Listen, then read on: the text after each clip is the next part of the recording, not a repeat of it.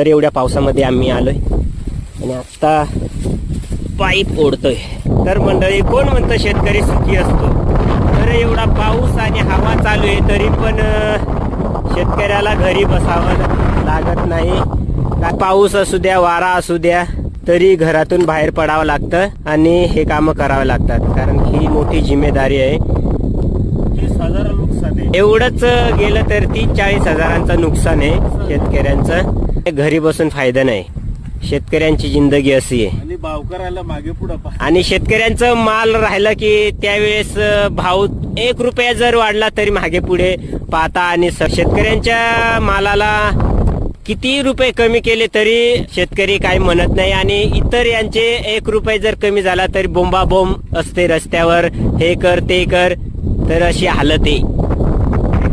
तरी शेतकऱ्यांच्या जीवनामध्ये सुख नाही.